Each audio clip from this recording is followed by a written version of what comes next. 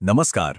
आज हम एक बहुत ही दिलचस्प और सच कहूं तो थोड़े जटिल विषय को समझने की कोशिश करेंगे। ये एक ऐसा शब्द है जो हम सबने सुना है, अक्सर बहसों में, खबरों में। वो शब्द है निजीकरण। तो चलिए आज इसी को थोड़ा कुरेदते हैं और इसे आसान भाषा में समझते हैं। अच्छा, एक बात सोचिए। मान लीजिए कोई अपनी एक दुकान खोलता है, सालों साल मेहनत करता है, उसे बड़ा बनाता है और फिर एक दिन अचानक उसे बेचने का फैसला कर लेता है। सुनने में थोड़ा अजीब लगता है ना? तो बस यही सवाल आज हमारे इस विश्लेषण का सबसे बड़ा मुद्दा है कि आखिर कोई सरकार अपनी ही कंपनियों को, जिन्हें उसने खुद बनाया है, क्यों बेच देती है? और इसी पूरी प्रक्रिया को, इसी बेचने को एक नाम दिया गया है, निजीकरण। पर यह सिर्फ एक शब्द नहीं है, ये एक बहुत बहुत बड़ा इकोनॉमिक शिफ्ट है। एक ऐसा बदलाव जिसमें देश की संपत्ति का कंट्रोल सरकारी हाथों से निकलकर प्राइवेट हाथों में चला जाता है। मतलब पूरा खेल ही बदल जाता है।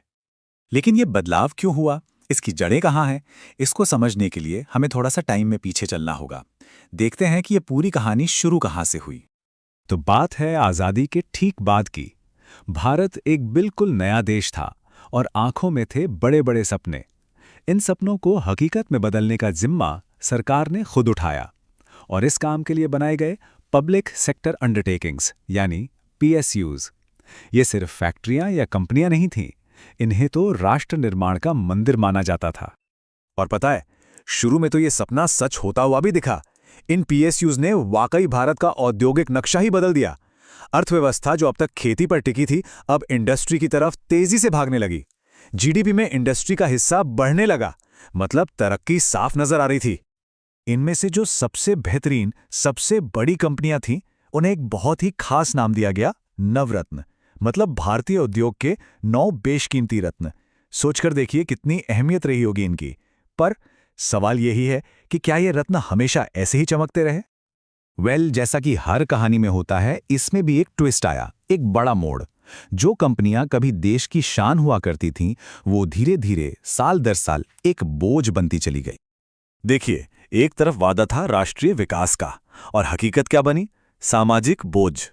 जिन कंपनियों को नवरत्न कहा गया, वो बढ़ते घाटे का पहाड़ बन गईं। जो औद्योगिक इंजन थे, वो अकुशलता और भ्रष्टाचार में फंस गए, और विकास की जगह होने लगी लीकेज और चोरी।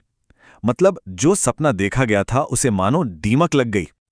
तो अब हालात ऐसे हो गए थे कि पानी सच में सिर से ऊपर जा चुका था। घाटा इतना बढ़ गया था कि उसे सहना मुश्किल हो गया था। तब सरकार को एक बहुत बड़ा और एक ऐसा फैसला लेना पड़ा जिसने भारतीय अर्थव्यवस्था की दिशा ही मोड़ दी। देखिए, 1956 में PSUs का दौर शुरू हुआ था और फिर दशकों बाद 1991 में सरकार ने तय किया कि अब इन सरकारी कंपनियों से धीरे धीरे बाहर निकलना होगा। ये कोई छोटा मोटा फैसला नहीं था, ये एक टर्निंग पॉइंट था, एक ऐसा मोड़ जहां से अर्थव्यवस्था के लिए वापस लौटना लगभग नामुमकिन था।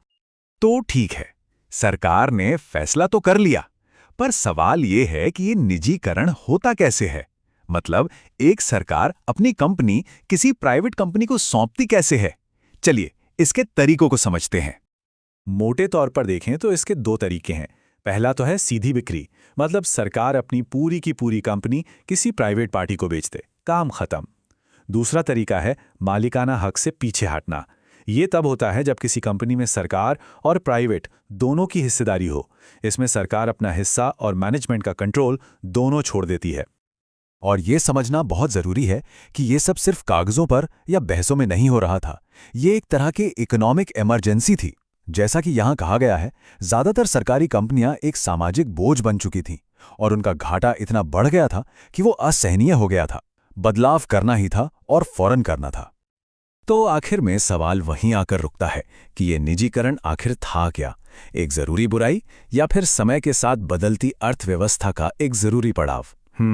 इसका कोई एक सीधा साधा जवाब नहीं है और शायद इसीलिए ये आज भी भारत में इतनी बड़ी बहस का मुद्दा है। इस पर सोचने के लिए बहुत कुछ है ना?